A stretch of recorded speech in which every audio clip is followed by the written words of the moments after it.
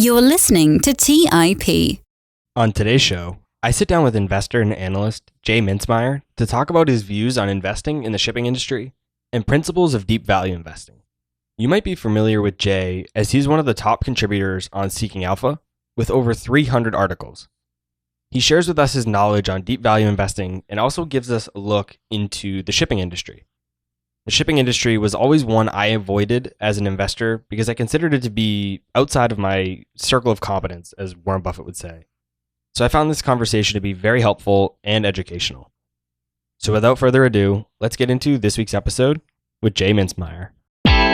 You're listening to Millennial Investing by the Investors Podcast Network, where your host, Robert Leonard, interviews successful entrepreneurs, business leaders, and investors to help educate and inspire the millennial generation.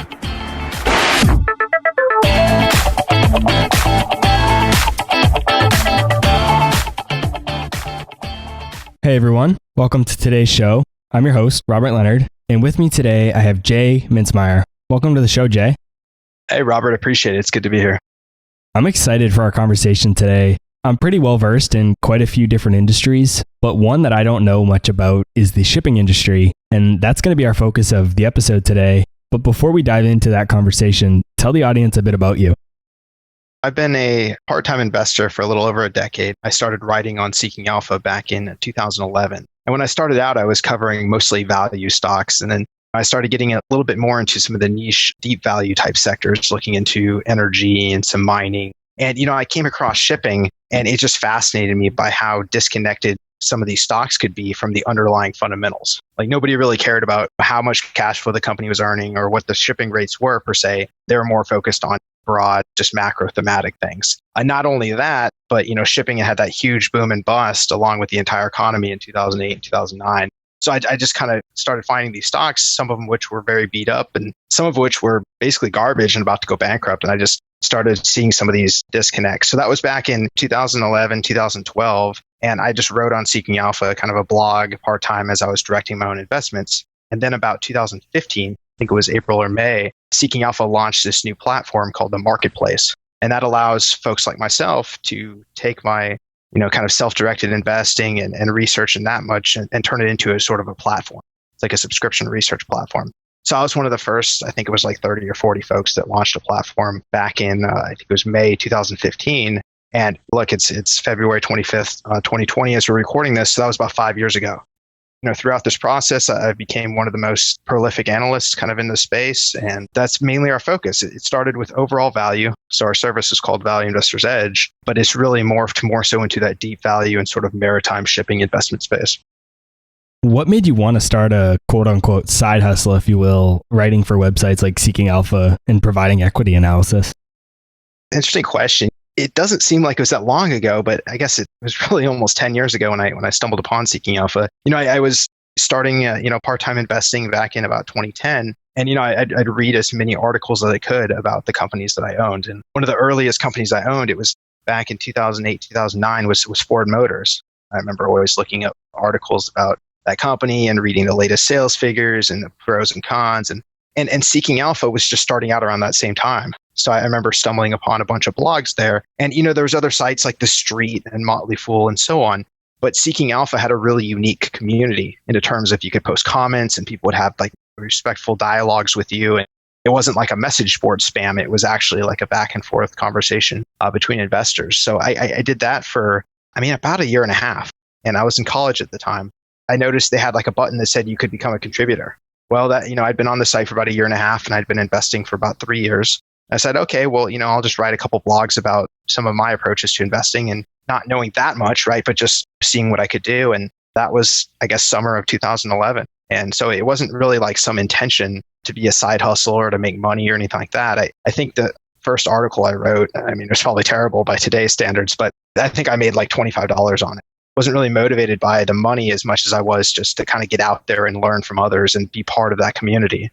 And of course, that changed. In 2015 was when they had allowed for the research platforms to be launched. And that's when it became more, I guess you could say, a side hustle. Still not that much money, but it became a little bit more serious, I think, in 2015.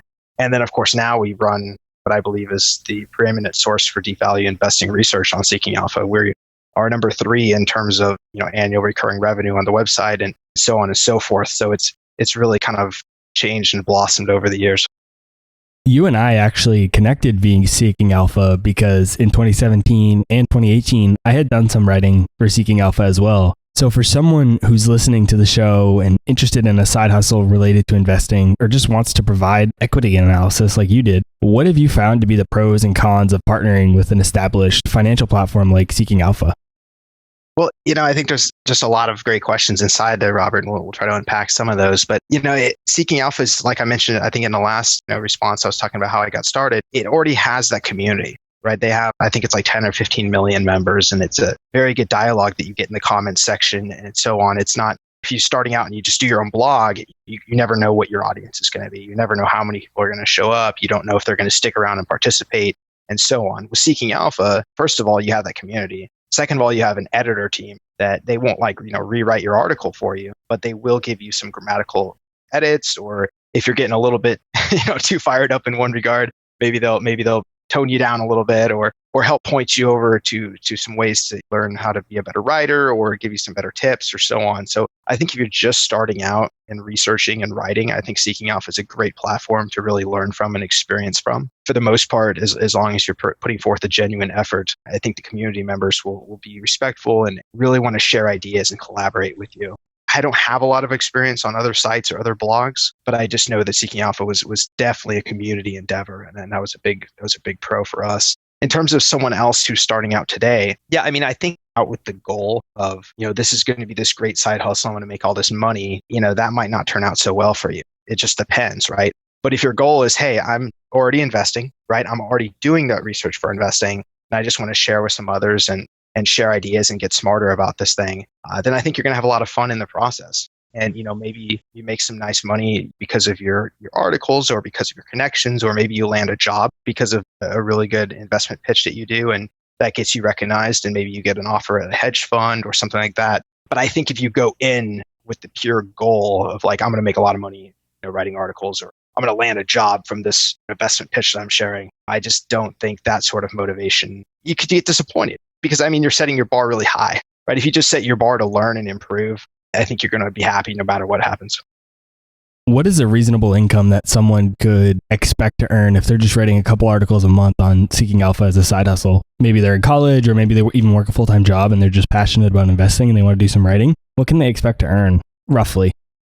It's not a lot of money, right? It's not a significant sum. And it really depends on if you're writing about something that's very niche, like I do maritime shipping, or if you're writing on something that's maybe a little bit more popular, like Tesla or Apple, or as we are recording this, if you wrote an article about, say, like coronavirus, right, and how that would impact markets. I think if you're just writing an average article based on their compensation scheme, I don't know, $60, $70 is certainly not a lot of money, right? That's why I mentioned that your motivations have to be also partly educational, it's partly fun, it's part of the community. It can't just be about making them money. Now, if you do get lucky, you do get fortunate, and you write an article that, just goes viral, if you call it that, and maybe you could get a couple $100 on one of your articles. So I wouldn't say it's not a valid side hustle, but it's your primary motivation just to write regular articles. It can't just be about the money. You have to get something else out of it, in my opinion. So let's dive into your actual investments now. Obviously, we've talked about how you're a deep value guy and you focus mainly on the shipping industry. But before we get into your focus on that industry, why'd you choose the deep value strategy as your strategy? And for those who don't know, what does it mean to be a deep value investor? I guess we'll kind of start at the top. So I'm sure most listeners have heard of the efficient market hypothesis. And that's the idea that the market already prices in all the known information, and there's no point, right, in picking stocks because it's already all priced in. You could just throw dartboards at a list of stocks and comprise a perfectly equal portfolio than one could do without rigorous research. So that's efficient market hypothesis. Of course, most of us as self-directed investors would say that that's rubbish, at least at some point. But my viewpoint is that the larger the stock is, the larger the market cap is, the more attention people are placing on that stock, the less likely that Jay Mintzmyer sitting over here, 10 years ago, right, with just my laptop, or even now with the research tools I have today, the odds of me, outmaneuvering all of Goldman Sachs, Morgan Stanley, Bank of America, Merrill Lynch, all those folks, and these hundreds of hedge funds on a stock like, say, Tesla or Apple or Amazon, the odds of that are pretty small, right? I mean, I might as well, just take $1,000 and try to win a poker tournament, right? That's the kind of long odds we're talking about here. And, folks do it. I mean, random people sometimes win poker tournaments, but that's long odds. Now, the smaller you go in market cap, right, you get down into something like a small cap or into more of a value space where it's not very popular, right? There's not a lot of people researching it and covering it. There's more likely to be a chance of exploiting some sort of market disconnect, right? And that's why that kind of gets me down into the value space. And as we go even lower, we get into what's called deep value. So value just means that something trades at a lower price to earnings multiple or price to sales multiple. You're buying that for a long-term cash flow investment, right? Whereas growth, you're only maybe looking at the stock price charts. You're looking for a lot of momentum. You're looking at something that's hugely growing revenue, something that's very popular, right? So that's the broad thing. And as you go down in the value, deep value is even more beat up. It's been totally left for dead. It's totally unpopular. I mean, if you tell your neighbor about it, he or she will think you're an idiot. Like if you write it out on a bar napkin down at the local pub, you're going to get laughed at. So that's kind of deep value, and shipping just fits squarely into that. I mean, it's got all the things that people love to hate, right? It's got China exposure. It's highly leveraged balance sheets. They're small caps. A lot of them are illiquid. Some of the management teams are a little bit sketchy. A lot of these companies aren't even headquartered in the United States. Sometimes the filings are late. So it's got all these things, all these warts and all these wrinkles that keep a lot of people away. But those same things that keep people away lend themselves to these market disconnects. Either in one hand, you have a stock with this enormous dividend that's just not sustainable, and it's an idea to avoid or to short. Or on the other hand, it's a company that people have just left for dead, and it's something that we might want to buy. And we've seen both indications on that. And we've proven over the last 5 years with Value Investor's Edge that we can profit and we can beat the market with these sorts of stocks.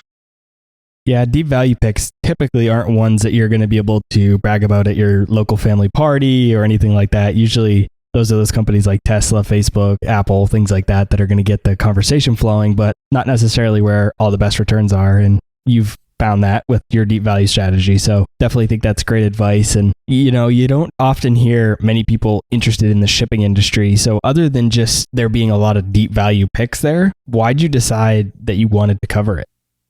So a lot of reasons. And it's funny because we're recording on 25 February, 2020, and we've had the coronavirus out there for about a month now. And so shipping stocks have just been absolutely decimated. So it's interesting, yes, we've been very profitable over the past 5 years on average, but along with that territory of deep value also comes a lot of beaten down moments and locations, right? And so we're definitely going through one of those right now. And in terms of why I wanted to cover the shipping industry, I talked a little bit about the market disconnects, about how nobody else is looking at it. But I guess tangentially or related to that, it's all about global trade flows, which is just fascinating to me. And, ever since I was, I guess, a little kid and looking at trains and looking at the ports and seeing the ships coming in and out and seeing the trucks going down the highway and just thinking about that, as I remember as a little kid, just watching the trains and thinking about like, where did that container come from? Like Hanjin, I didn't even know what that was, but like Costco, that's not spelled right. Like Costco, the store, like it's misspelled. And as a little kid, just looking at these trains and thinking about the trade flows. And, I was an economics undergrad and my master's is in international policy. So both trade policy and security policies. One of my focus items for my master's was actually kind of funny now, but it was a Trans-Pacific partnership and how the United States could best leverage that to improve their footing in Asia. Of course, I did this master's, 6 or 7 years ago when I started that topic. And of course, now the TPP got ripped up by the Trump administration, which makes that kind of ironic. But I guess what I'm getting at is it's always been like my passion has always been like international trade and trade flows, the way the world works, economic systems. So not only am I finding these stocks with value disconnects, I'm also being able to enjoy the research that I'm doing and appreciate what it means for crude oil flows across the world, product tanker flows, iron ore, dry bulk, looking at retail goods moving in containers. That actually is interesting to me. And I think maybe I don't think that's interesting to a lot of folks, which probably helps keep the sector from getting too picked over. Yeah, I was just going to ask that. Why do you think more people aren't interested in the shipping industry? I think that's a perfect question to ask. Here we are late February, and I just mentioned the coronavirus has just decimated these stocks. And, I think that's part of the reason why, because in shipping, it's not really a buy and hold type sector. That's basically probably the understatement of the year. I mean, it's absolutely not a buy and hold sector at all. Like, you have to be nimble with your positions, and you have to be willing to change your thesis if the information that's coming out conflicts with your ideas. You have to be able to be nimble. You can't overexpose yourself to it, because over the last 10 or 12 years, there has been bankruptcy after bust, after collapse, after all over the place. So I think a lot of investors don't want to buy these small cap stocks and expose themselves to some of this risk. And, I think in the shipping sector, and not just, I guess, a shell for the research that I'm offering, but I don't think that you can do well in this sector unless you have access to the best research. Like, it is very difficult for us, with myself a decade or more in the sector. We have a team of 3 folks on Value Investor's Edge. Like, even with our research, it is a difficult sector. So I think if you're just kind of like randomly wandering into things, you would look at the price charts of the last 5 or 10 years and you would say, my God, like, why would I do this? Like, why would I take this risk? And I don't even know what the difference is between DHT Holdings and Star Bulk Carriers and Costa Marie. Like, I don't even know what those mean. I just look at price charts and I see all sorts of volatility. And so, yeah, I think it's very understandable that folks don't even want to mess with the sector, especially without having access to research. When I hear you say you're a deep value investor, but then you talk about how the shipping industry or the shipping sector isn't a buy and hold sector that you want to just buy and forget, I find that there's a little bit of a disconnect there, right? Because usually deep value investors are known as buy and hold, buy and own it forever. So talk to us a little bit more about that dynamic. Why wouldn't you want to just buy and hold in the shipping sector? I think you asked a fantastic question, because you have to kind of eliminate the misconceptions, right? Because you're absolutely right that value folks, and I mean big value, right? Maybe not deep value, but value folks tend to be more so buy and hold, and I'm buying this great company with a great moat, enormous pricing power, and so on, and I'm just going to buy it for 20 years, right? That's kind of traditional value. And, maybe it's a company that doesn't grow its revenues more than a couple % every year, and the profits are kind of flattish and stable, but, but there's a moat there, right? Deep value is cast aside. It's stuff that nobody wants to own. I mean, sometimes it's because people are short-sighted and we're going to take advantage and we're going to exploit that disconnect. But a lot of times people don't want to own these stocks for valid reasons, right? Like, if you're looking at the 2020 US elections, do you really want to be long a bunch of hydrocarbon stocks? I mean, do you really want to be buying oil and natural gas and stuff when the number one frontrunner in Democratic side wants to tax like $3 trillion on oil companies? Like, there's a reason people don't want to necessarily mess with some of these stocks. It's not just because people are dumb or whatever. So for shipping, people look at risks. They look at stuff like China, and they look at stuff like coronavirus here cutting off near-term demand. And they say, that's something I don't necessarily want to mess with. So that creates a deep value opportunity. But I'm sure you've heard the term value trap, and that's true for any value stock. But in deep value, it's even more so. I mean, there's lots and lots of landmines out here. And that's why I say, if you don't have the right research, you don't have the right background in the sector, it's totally natural to just want to avoid it, because there are a lot of landmines. Stocks are cheap often for a reason. So we don't just look at stocks and say, oh, these are really cheap. So now, in terms of buying and holding forever, you can be an investor without having this ridiculous time frame of like 5 years or 10 years or 20 years or whatever. You can be an investor that says, it's just like in real estate. I want to invest in, like the Las Vegas housing market. And you know what? That was a beautiful place to invest in 2003 and 2004 and maybe 2005. But it was a terrible place to invest in 2008, 2009. And then once again, it was a beautiful place, Las Vegas housing market. And I'm biased because I live there now. But in 2011, 2012, it was a beautiful place to invest. I mean, houses were going for 120, 130,000 that are now selling for over 300,000. You think about the absolutely great things you could do with leverage in that kind of market. Would you tell somebody that bought a house in Las Vegas in 2011 that only wanted to own that house for 3 years that they're not an investor? Right? No, you wouldn't. So I don't think when you really start to unpack things and think about timelines, I don't think there's really that much of contradiction. I think just folks tend to associate those things. So I really appreciate the question. I know I wandered a little bit there, but it's all about those timeframes and looking at those cycles. I had one person mentioned the other day that said, Jay, you're more of a cycle trader than anything else. And I think that's true. I mean, it's like anything else. You want to buy when the sector's hated and it's cheap. And when people get a little bit too excited, enthusiastic, it's time to trim down those positions. Do you ever get the feeling or the pushback that it sounds like to me like it might be a timing mechanism where you're trying to time the market? Why aren't you necessarily doing what a lot of people would consider timing the market? Why is it an actual investment, not a speculation? Yeah, well, I think at the end of the day, speculation investment is really a spectrum.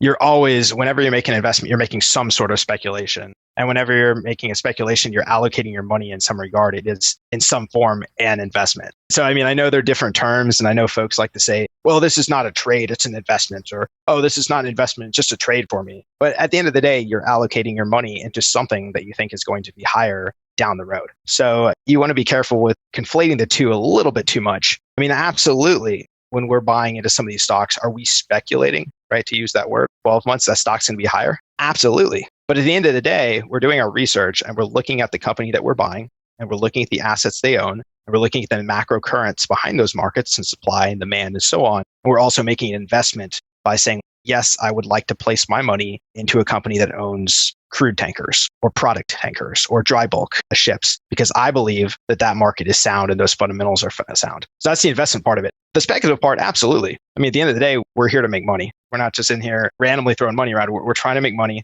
And so it's a mixture between the two. And I think everything that you buy at some form is a speculation, but also an investment.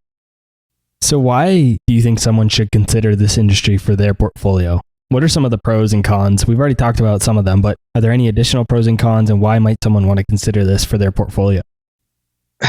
Unpopular opinion as a guy who is, sitting here and runs a research service focused on deep value and it focuses on shipping. But I would not recommend that people put very much of their portfolio into speculative stocks or shipping for that matter. I mean, myself, like I run a research platform and I heavily invest in the shipping market. But even myself, I have about 35 to 30% of my net worth into speculative stocks. Like that's my cap. And the rest of that money, I either allocate into real estate or to blue chips or to cash. So even myself, as a younger guy who is willing to take a little bit more of these risks, who is very, very familiar with the sector, very familiar, I only put 30 to 35%. So I want to throw that out there as kind of a reminder to folks about those sort of allocations you take. So I cannot give personalized investment advice because I don't know everyone's position and so on that we're going to be listening to this podcast. But I would not allocate a high amount to anything speculative, whether that's mining or energy or shipping or whatnot, maybe more than 5 or 10%, unless you really, really know it. So that's, first of all, just kind of disclaimer and caution out of the way. Now, with that said, the benefit of shipping is a lot of times there are these disconnects. And if you have access to the research and you can understand the supply and demand fundamentals, and you're not just focused on like the latest, trend in the chart, you can outperform the market. And like I said, we've proven that over time, over the last 5 years, we have consistently outperformed the Russell 2000 and certainly outperformed the rest of the industry on average, armed with that research, armed with that sort of viewpoint. For a new investor or just someone that's new to the industry, what is the best way for them to gain exposure to it and be confident in their allocation? Is a broad ETF best, or should they pick individual companies in this industry?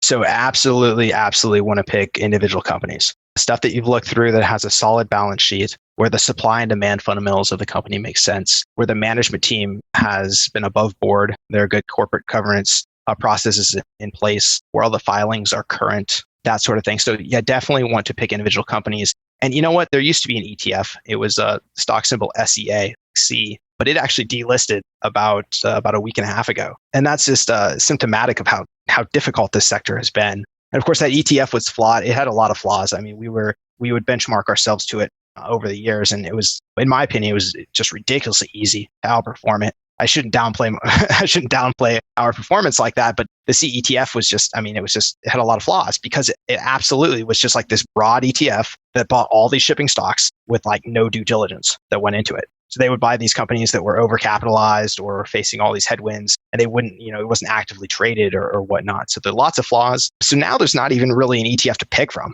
So all you can really do is you can go out there and you can say, hey, I'm going to buy 5 of these companies that I research and I spend time on. Or I suppose if you had a really large portfolio, you could say, well, I'm going to buy 20 of them or 30 of them or so on. There's definitely a balance between the two, because if you buy all of them, then you're not really doing much investing. You're really just making it like an overall sector. You're just throwing a net around the sector and hoping it goes up or, whatever. But if you buy too few, then all your eggs are in like one basket. So if you had an instance of, fraud, or you put all your eggs in like one sector, like say crude tankers, and then you have this thing like coronavirus that hits near-term demand, you're allocating yourself a little thin. So what I do is I have 2 model portfolios. One is speculative holdings, and one is more of a risk-reward balance. So it's still speculative, but it's a lot more stable on average. So I have 6 in each sector. or each portfolio. So I have 12 holdings that I track as part of the models, and that's out of an industry of about 50 stocks. So out of 50, I've been picking about 12. Now I cover all 50, but I think that 12 is a rough balance. It doesn't have to be exactly 12. It could be 9, 10, 11, 12, 15. But the point being is that if I'm just buying 40 of them, then I'm not really investing, right? I'm just kind of throwing a net around the sector. I'm like a closet indexer, right? But if I only buy 1 or 2 or 3, then I'm really, really, really just taking a lot of risk on just 1 or 2 names or 3 names. So with that ETF, you weren't finding that the handful of companies that were doing really well were bringing up the average of the ETF, and then the ones that were either going bankrupt or just not performing weren't really making as much of an impact on the overall ETF? Because I mean, that's what we see in the S&P 500, right? Probably one of the most popular ETFs in the US at least, and probably in the world, is we have a couple companies that do really, really well. That brings up the average for the whole ETF. And then there's a couple companies at the bottom that don't do as well, but it doesn't really have as big of an impact. And on average, it continues to grow in 8 or 9% per year. So was that not the case with that ETF before it delisted? Very valid question. I mean, that would make sense in a lot of industries. But if your industry is very beleaguered, right, and there's a lot of companies that really aren't doing well, and maybe in a given year, so you have 50 companies in a sector, and in a given year, you have 30 or 35 that do poorly, or maybe just not poorly, but they're flat or whatever, and you only have 5 or 10 that are up, and they're not up by a ton, your average could still be flat to negative, right? And so, I mean, we'll go back and look at 2019, because I do have those numbers in front of me. In 2019, the ETF was up 27%, which sounds pretty good. I mean, the Russell 2000 was up 24%. So if you said, I'm going to bet in shipping in 2019, you would have outperformed the market by 3%. But look, that was the ETF that picked a lot of the largest stocks in the sector. And on average, right, that's how much they went up. But look, in our best risk reward portfolio, we were up 43%, and our speculative plays portfolio was up 101%. So we did 72% in 2019, 72% versus the industry was up 27%. So, you do that by, trying to identify companies that are selectively mispriced. Now, if you're an ETF and you just come in there, you're going to probably allocate yourself according to market cap. So first of all, they're going to be mostly in like the top 5 or top 10 biggest companies. They're probably not going to own a lot of those smaller companies, at least not in equal proportion, right? Because they're usually market cap weighted. So for us, we don't necessarily have that constraint. We're not necessarily market cap weighted. So I could buy a $100 million company, and that could be 10% of my portfolio, right? And I'd have $1 billion company, and that would also be 10% of my portfolio. So it's equal, by stock. But in these ETFs, a lot of times they might have 10 times the allocation to that larger market cap company.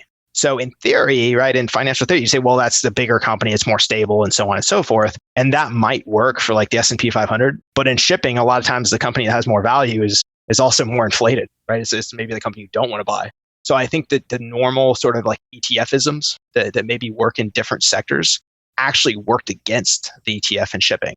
And it just made it like, I want to tell you, like we beat it 5 out of 5 years running. I mean, it was just like the easiest thing. And I guess, again, I probably shouldn't say that it was this easy thing to beat because, I mean, we compare our performance to it, but it was just an example of how inefficient the whole sector was. And another reason why I like that sector. Because if the ETF was always doing as well as all the sector names and it was very, very difficult to outperform, then, dude, why would I waste my time? I would just buy the ETF, right? So that's this example of why I really like the sector. Yeah, and that's a very good point. And that's exactly why I wanted to dive into that, because ETFs are often looked at as, good enough or good choices. And a lot of times people just put their money into the ETFs and that's it. They don't have to pick individual stocks because the ETFs do good enough. But clearly, I mean, you still need to understand the industry that you're buying the ETF of. Just because, it's an ETF, that doesn't mean that that's necessarily going to do well. It's still, you need to understand the industry that you're looking at. And I think that's so important because just you see a lot of people going blind into ETFs. You look at historical performance or various different reasons. People are just going into ETFs blind, not understanding necessarily the underlying holdings or even the industry. So I think that conversation about how not all ETFs follow the same rules, if you will, or all even do as well as the S&P 500, I think that was important for the audience to hear.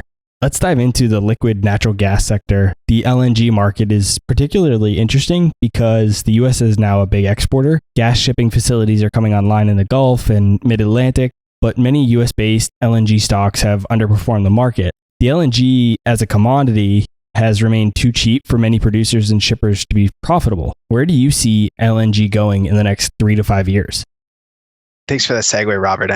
return to the ETF thing real quick. Absolutely not all I created equal, but ETFs have purposes, right? And I have a lot of my money, not today, but in past months, I've had a lot of my money in just the SPY, the S&P 500 ETF. So certainly not recommending against that, but just be careful on your industries. Now, going back to LNG, yeah, absolutely. I had a kind of goofy answer. I don't know if I explained it too well, but kind of the difference on that spectrum of speculation versus investing. And I think speculation is more so geared towards what is the stock price doing in the next week, month, 6 months or whatever. And investing is more so, I really appreciate the underlying fundamentals of this company. And I really like the fundamentals of this market. I'm very bullish on it. And I think it's going to do phenomenally in the next 5 to 10 years. So I think LNG is just the perfect dynamic for that, because as a speculator, short term, I don't know. I mean, it's been very difficult in the stock market. The stocks are all beaten up. And with this coronavirus hit to demand, with China having 2 warm winters in a row, with there being this massive glut of LNG on the market that looks like it won't be resolved for 2 or 3 years. As a speculator, short term on the stock prices, I'm not super excited, right, about getting heavyweight into some of these stocks. But if you ask me, and you said what in the next 3 to 5 years as an investment long term with a solid balance sheet, solid assets, good management team, I definitely love it. I love the sector. And why do I say that? Because I think LNG and natural gas in general has gotten beaten down just as hard or even harder than oils and diesels and products and that sort of thing, where it's really 2 different types of energy, right? With oil, your primary use of that is going to be to go to a refinery and turn it into gasoline, turn it into diesel, turn it into jet fuel, and use that to power your transportation. So more and more, as we start seeing the rise of electric vehicles and alternative means like LPG and LNG and fuel cells and all that sort of thing, I think more and more we're going to see the flattening and maybe even like a peak oil or peak gasoline, whatever you want to call it, in the next few years. Now, I don't know when. I mean, if you go back to like 1970, there's been repeated calls for peak oil of some sort. First, it was peak oil because we weren't going to discover anymore, right? And then we realized those guys were just totally wrong. And then we said it was going to be peak oil because of demand falling off or things where oil would just get too expensive. And in 2008, people said, well, people won't be able to afford oil in 2 more years because, oil was $150 a barrel or whatever it was at the time. But now, as we start to see these rise of electric vehicles, more and more, we're getting close to that peak. Now, natural gas has a lot longer tail of demand because natural gas is going to be the natural replacement for coal. So right now, coal is one of the main sources of power generation worldwide. It is a main source of smog and there's a lot of issues in the most polluted countries in the world, which include China, India, Pakistan, Indonesia. All those 4 countries are enormous energy consumers. They have enormous pollution problems, and they're also starting to take climate change more and more seriously. Now, I think if you really get hardcore into climate change, you'll agree that LNG is not a long-term solve-it-all, fix-it-all solution, but it is a necessary transition fuel. And there's really no way, like scientifically or economically, to get to those sort of climate targets by 2040, 2050, 2060 without just basically eliminating all coal and switching it over to something like natural gas, maybe more nuclear power. So natural gas in its transported form is LNG, which is a super cooled, super compressed fuel that you can send across the world. So I think the LNG is going to grow for whenever you make these really long forecasts, it gets a little fuzzy. But I believe 10, 20, 30 years of growth for LNG. Whereas, to be honest with you, I don't even know. I'm nervous even saying 2 or 3 years of growth for oil. I'm nervous about that. I honestly don't know. But whatever oil is, LNG has 5 to 10 times the tail end of demand that oil does. Which companies do you think are well positioned for the potential rise in LNG exports across the U.S.? I think for LNG exports across the United States, a lot of that ship has sort of already sailed. A lot of the current export infrastructure projects that we're going to see in the U.S. have basically already been funded and already been invested. So there is one company in particular that I do like to watch. It's called Tellurian, stock symbol TELL, like Tell. That company is developing a very interesting export project out of Texas. Super low cost LNG. It's a little bit more scalable than most of the other LNG export projects. And their interesting kind of approach they're taking is they're actually selling their customers stakes of equity in the project. So instead of keeping all the equity to the investors and, selling a little bit more to raise equity and buying more debt and so on, they're making all their customers in the future into like co-investors in the company. So it's kind of an interesting model they're taking. They haven't achieved final investment decision, but as soon as just 6 months ago, we were saying all it would take is the US-China trade deal to hit that phase 1 mark. And we might see some investment in that. I believe we were super close to getting that final investment decision. And then that coronavirus hit. So we had a warm winter kind of holding back Asian demand. And then we had this massive kind of black swan event. So TEL stock has been beaten up pretty badly. I haven't looked at it in a while to see exactly what the stock price is. I think it's like $5.50 or $6 right now. But that's a stock I find very interesting. It's something I follow very closely. That is for exports. Now, in terms of what I like overall more often is the shipping companies that have the most modern fleets, the most modern assets, and those are which have been responsible, have placed a lot of their ships on long-term contracts. So two companies I like in the LNG shipping space. One is Flex LNG, stock symbol FLNG. I have a long position in this one just for disclosures. And this company is a pure play shipping company. It is focused on the most modern LNG carriers. But as I mentioned, the atmosphere and the sentiment in LNG is terrible right now. So this stock has fallen by more than 50% since last summer. But the values of the ships have not changed, right? And there's a secondary market for those LNG vessels, and they're still getting built today. Those values have not dropped. The earnings capacity on those vessels is still very high. The long-term average earnings are about 70 to 80,000 for those vessels. The current market for those types of modern ships is still about $70,000 a day. Yet the stock has dropped in half. I think that's a very interesting play. The second one, I realize we're getting a little long-winded here, is TK LNG Partners, stock symbol TGP. And I have a long position in that one as well for disclosures. No position in Tellurian. That's just one that I like to watch. So for TGP, they also do that shipping, but they've taken kind of the opposite approach. They don't do the spot market. They don't have any exposure to it. All their ships are on long-term contracts. So they're more of almost like a midstream annuity type investment. They've been held back recently because of the terrible sector sentiment. And their dividend has not been growing quite as fast as some folks would like. But the stock price has pulled back enough that their dividend is about 9% as we're speaking. And that dividend is covered by about 4 times. So you think about a 9% dividend, 8 to 9% is covered about 4 times. Showing about like a 30% yield to distributable cash flow. So those are the companies I like. Just real quick, because I know I went a little long-winded. Tellurian's a fun one to watch. Stock symbol TELL, no position in that one. And then the two shippers are Flex, FLNG, and TGP, which is TK LNG Partners. I love that conversation because I think it's always valuable for people listening to the show to be able to go back and look at specific tickers and look at the specific companies that we've been talking about. It's one thing to hear this conversation, learn about the shipping industry and your way of investing, but it's another thing to be able to take what you're teaching us and actually go and look at specific companies and see how what you're saying also compares to those companies and see it in real life. So I think there's a ton of value in that. So I really appreciate you sharing those companies and the tickers. Now, I know some investors may want to invest in shipping, but stay away from oil and gas to avoid risk, but also just for maybe personal reasons. How can investors stay invested in the shipping industry as an industry as itself, but avoid those specific issues? Definitely makes sense, Robert. Yeah, with the whole ESG focus and the whole climate change focus, it definitely makes sense to me. Now, I might disagree with the approach. I might think there's more money to be made, right, in tanker stocks, but I can definitely understand that sentiment. So for those sorts of investors, I would point to some of the other subsectors. So that's something I probably should have mentioned earlier in our interview, but shipping actually is not just one big monolith. There's like 7 or 8 different subsectors, and each one of those subsectors has different levels of supply and demand because these are specialty ships that can only carry one type of thing. So crude tankers, right, can only carry oil products. Product tankers are specially coated tanks that carry stuff like gasoline and diesel. And then you have these dry bulk carriers that can only carry like coal or iron ore or agriculture products. Like you wouldn't put oil in a dry bulk carrier and use iron filings in a crude tanker, right? So completely different markets. So with that said, the dry bulk sector is kind of interesting, especially mid-sized bulkers. So I would probably steer those sort of folks away from the large bulkers, because you're looking at stuff like iron ore and coal. And I imagine the kind of folks that are not interested in oil or, gasoline, probably not really interested in investing in the transportation of coal, right? I would imagine that'd be one we'd avoid. But the mid-sized bulkers do a lot more of niche products that aren't going away anytime soon. Stuff like agriculture products, forestry products, bauxite, grains, and stuff like that. So some of the mid-sized bulkers are fascinating. I think one of them that I've recently mentioned has been way oversold. The pricing just doesn't make any sense to me today, is Scorpio Bulkers, stock symbol SALT, like salt.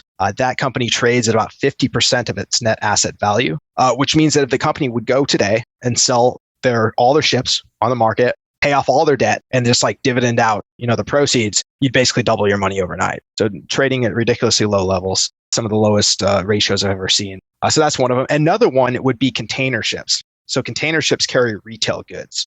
So think of your Amazon, your Walmarts, and so on. And there's also refrigerated containers that carry your bananas and things like that. So those kind of trading lanes are not going away. Even if we completely, divest ourselves, which of course, even when we say completely, we're talking 2040, 2050, but we completely divest ourselves from fossil fuels, we're still going to need to transport retail goods. It's just not going to go away. So one of the companies I like in that space is Global Ship Lease, stock symbol GSL. That one's very interesting because they're focused on container ships with medium to long-term contracts. So you have that stability of that revenue backlog. Whenever you look at the earnings, you kind of already know what the revenues are going to be. And they don't currently pay a dividend, which has definitely hurt their valuations. But I've spoken with management repetitively over the past year, and their number one goal, once they complete their next refinancing, is to reinitiate a dividend.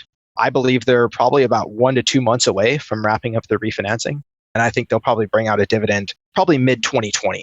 I actually thought it would be probably next month. But with this whole coronavirus making people nervous, I think they'll probably, do the smart thing, do the prudent thing, focus on the balance sheet. I think in summer 2020, maybe fall 2020, they'll come out with a very nice dividend. So those would be my two, just kind of shoot from the hip. Dude, I get it. You don't like oil. You don't like gasoline. Check out SALT, Scorpio Tankers, and check out GSL, Global Ship Lease.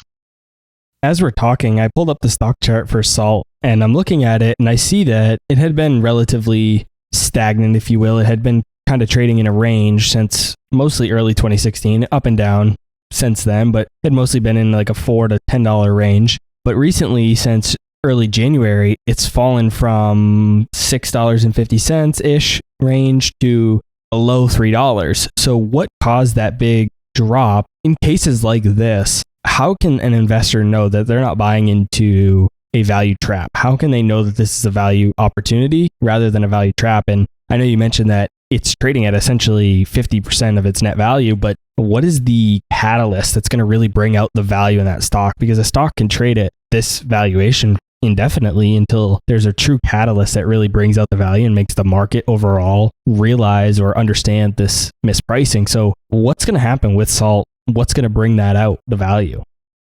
Asking perfect questions. So we'll start with how did it get here? So you correctly identified it was trading in a range of 5 to 6. Almost got up to 7 there. I think just briefly, I think if you go back to end of October, it barely hit $7. And as you noted, as we're doing this interview, the night of the 25th, it's at $2.94. It's dropped 60% since October. So how did we get there? Well, first of all, dry bulk markets are seasonal. So every single year with dry bulk, you get the absolute lowest rates around January or February. And that corresponds to the Chinese New Year. The Chinese, they do their New Year about a month later. It's part of the lunar cycle. And a massive holiday. And China is just such a driver for so many of these shipping sectors that when you have the world's biggest driver of your demand goes on this huge vacation for a month, more like 2 weeks, but it's just, we don't do anything like that in the United States, right? I mean, it's just all out. So they go on this huge vacation and it always brings down demand, always brings down the rates. So you had that happening. Well, at the exact same time that happened, you also had this coronavirus outbreak in China. So on top of the whole New Year, Lunar New Year, economic slowdown, you had half the country or more than half the country was put into a quarantine for 2 to 3 weeks. So that just completely decimated near-term demand. So, what happens when you have a market where the supply stays the same and the demand plummets? Well, your shipping rates are going to plummet. So we recently saw the dry bulk index, the BDI, Baltic Dry, drop to nearly all-time lows across the board. So investors are naturally, right, they're looking at that BDI coming down. They're looking at China having difficulties. And they're saying, you know what, I don't want to be involved in shipping. I don't like it right now. It looks kind of scary. Take me out of this thing. So that's why it fell, right? I think it fell a little bit more than I thought it would, but it's definitely not surprising to see the price lower. Now, in terms of what will give us kind of the $1 million question, what will give us the immediate revaluation? Look, I don't think you're going to buy SALT today and someone listens and they buy tomorrow at $2.94 or whatever. I don't think they're going to see it pop up immediately on any sort of instantaneous catalyst. There is going to be a little bit of a grind it out, a little bit of a wait. First of all, we need to see the rest of this virus peter out. I think until we see the coronavirus issues in China and the rest of the world start to fade, I don't think we're going to see a lot of that sentiment come back, even if the dry bulk rates improve. And by the way, they've improved day over day for basically the last week and a half or 2 weeks. So we're already past the trough. But until we get the better news flow, I don't think the stock's going to go up a lot. So that's kind of part one. Now, part two, if the news flow gets better, if the earnings get better, if there's strong cash flow, how do we get that stock to trade back towards its full NAV, right? Its full net asset value. that would take the company, if the market's just being super stubborn, that would take the company doing accretive transactions. So one of those accretive transactions could be selling 2 or 3 or 4 of their ships and using those proceeds to repurchase equity. If they can sell the ships at that 100% valuation and then use that cash to buy back their own stock at 50 or 60% of the net asset value, they're basically just printing money, right? So that would be one of the mechanisms. Another one of the mechanisms could be, look, the rates have improved. The stock is still cheap. We're going to dividend out a portion or maybe most of our free cash flow. So, right, we'll take care of debt. We'll make sure the balance sheet is stable, and then we'll dividend out that excess free cash flow. So you could have a situation where your stock is $3 and it's so ridiculously mispriced that you're getting dividends of like 15 or 20 or 30% yield. Right? We've seen that for a couple times in the past. So that's a way for you to make a huge return as an investor. The stock could be flattish, but if you're making these 20% dividends, you're going to do pretty well. So I think kind of a long answer there, but I think it's going to take a while for it to recover. But I think the market sentiment will bring it up. And if it doesn't, I expect the management will do accretive things for us. Have you found over the last decade of covering this industry, are special dividends pretty popular or common? When I first started getting into the sector, about a decade ago, a lot of these companies did fixed quarterly dividends. And that is not a good fit for shipping because shipping's volatile, right, by nature. And we just talked about how dry bulk does really well in the summer and fall and does really terrible in the winter. So if you're doing a fixed quarterly dividend, that doesn't really make sense. But look, that's where we were 10 years ago. And it was irresponsible and it was unsustainable. And a lot of income investors didn't necessarily understand what they were buying and they kind of fell for that. So special dividends back then, no, not really as popular. It's mostly fixed kind of quarterly dividends. Now, as we've kind of went through that and companies, management is getting better, corporate governance is getting better, investors are slowly getting a little bit savvier and smarter, we're seeing more companies do something like that. So one company I wanted to mention is Genco Shipping. They're a dry bulk company that just reported earnings actually earlier this afternoon, stock symbol GNK. No position in that company, but one thing they've done is they have this massive cash pile. They have very safe balance sheet, very stable, and it's just an inordinate pile of cash. And the company trades at such a discount to their net asset value that it doesn't make sense to take that cash and go buy more ships. Their balance sheet's already safe, so they don't need to pay down more debt. So one thing they've done indeed is special dividends. And they did a pretty big one last quarter. They did a 17.5 cent regular dividend, and then they threw on, I think it was a 32.5 cent special dividend. So they came out and threw out like 50 cents of cash flow to the shareholders. And so if you look at the stock price of Genco, I had to pull it up. I think I didn't really plan on talking about it, but yeah, it looks like it's about $7. So you had this company paying out $50 a year and the stock price is $7. So just a significant yield. I had to bust my calculator. 28% implied yield if they would keep doing that. So yes, definitely when there's disconnects, you can see some of those special dividends. And I actually appreciate that. I encourage that because if you don't have anything good to do with the cash and you're not going to repurchase shares perhaps quite yet, yeah, definitely maybe give that some of that cash back to your shareholders and let them make their own decisions. The reason I don't like regular quarterly dividends is because the shipping cycle isn't really flat. It's not stable. So I think it's way more responsible that when you have a good quarter, you pay out a little bit more. And when you have a weaker quarter, you pay out a little bit less. And almost all of the crude tanker companies that we follow, I applaud them because they have all picked up on a variable dividend policy, almost all of them. And so good quarters, you get more money. Weak quarters, we're going to focus on the balance sheet. We've talked about quite a few different stocks so far throughout this interview, but as we near the end of the show, I want to dive into 2 more stocks specifically. I want to dive into one that's currently your favorite that you own, and then I want to dive into one that's on your watch list. And I'm not going to hold you to a specific sector or even industry, so feel free to take this wherever you'd like. What is your number one stock pick today? What's your biggest holding? One of my favorite companies in the sector right now on a risk reward basis that I would perhaps recommend to folks that are just maybe starting to put their toes in the water a little bit is Euronav, stock symbol EURN.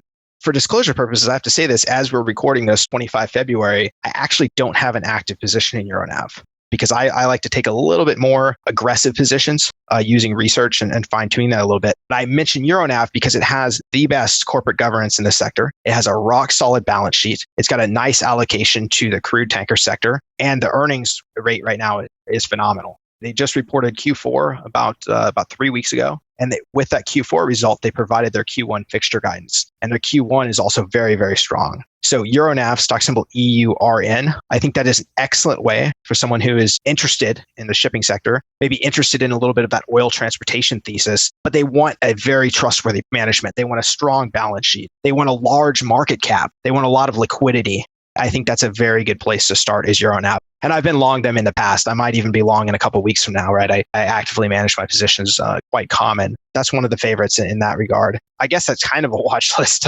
But in terms of a watch list, I think Tellurian that I mentioned earlier, stock symbol TELL. I think it's just a very, very interesting stock to watch because it's so indicative of how the kind of global LNG trade is developing. And right now, I think Tellurian trades under $6 a share, but based on their expected cash flow, if they get FID, which is final investment decision, if they get FID for their major project, I think the stock is worth at least $20 today, even based on discounted cash flow. And that's based on looking to their future 2024, 2025 sort of free cash flow estimates, and then applying like a 20 to 25% discount rate, bringing that back. So even doing all that, adding all those discount rates, the stock's worth about $20 if they get a positive FID. It trades at about 6. So if they declare that FID, it's basically a triple. It's something I watch. I don't own now because I think, shorter term speculative. Jay Mintzmyer says, well, the coronavirus, the US-China tensions and so on and so forth. But if those start coming down, then that the virus gets taken care of and China recommits themselves to the US-China trade deal, I would almost be shocked if they don't get a FID. And if they get that FID, it's going to be around a triple, in my opinion. So there's one. I think the number one overall pick for folks to look at and dip their toes in the sand is EuroNav. And I think one of the best ones to watch and pay attention to is Tellurian. For those who aren't familiar, what is a FID? So a FID, FID, stands for Final Investment Decision. So anytime you're working on a major infrastructure project or basically a major investment decision of any sort, you have to get all the players together. You have to line up your customers. You have to get the long-term contracts. You have to go talk with the banks and figure out your financing. You have to figure out what sort of equity and capital allocations you're going to have. You got to line all those little ducks up in a row. And then once that comes together, you have the board of directors and the bankers and all the stakeholders. They come together and they decide to go forward with the project. So we just call it a final investment decision or a FID. And that basically just means, yes, this LNG export facility is moving forward and is financially viable. For someone that's interested in diving more into this sector, this industry, these types of stocks, what are the best resources for them to go use to learn about it? So I think for folks just starting to get interested in shipping and deep value in general, I got to just put a plug for the free Seeking Alpha website, right? You don't even have to spend any money on it. You can go to the website. You can look up any sort of stock you want. I think pretty much any stock symbol that's traded has articles written on it. I know, Robert, you've written some articles on Seeking Alpha. I've ran into you writing a few good articles there. And then you can find out anything you want. So if it's shipping, go to Seeking Alpha and put in some of those tickers that we talked about earlier on the show. Read some of the free articles that are available. I've done a podcast series with a lot of shipping executives, and you can listen to those, get sort of the insights straight from the management teams and so on. A lot of those are available for free. Not all of them, but most of them. If you're looking into terms, like for example, we just described what a FID was, and you didn't know what that was, you can Google that. Try Investopedia is a great source for just learning some of these terms. So yeah, Investopedia just for learning terms, Seeking Alpha for getting started in the marketplace. And then I think if you want to get serious, I think it does make sense to maybe subscribe to some sort of research platform. Look, I do deep value, I do shipping. If you're interested in that, we have free trials available from time to time. I'd love to have folks join us. But if you're interested in something else, like REITs or like energy or like biotech, Seeking Alpha has like 150, 160 platforms. Each one focuses on different things. So go pick out the one that's right for you. Get on free trials and try 2 or 3 or 4 of them and figure out which one's a good fit and which one's not. Look, deep value and shipping, that's not for everybody. Check out all the free stuff. Do your own research. Figure out if it's something you're interested in. And if it's not, no problem. No harm, no foul.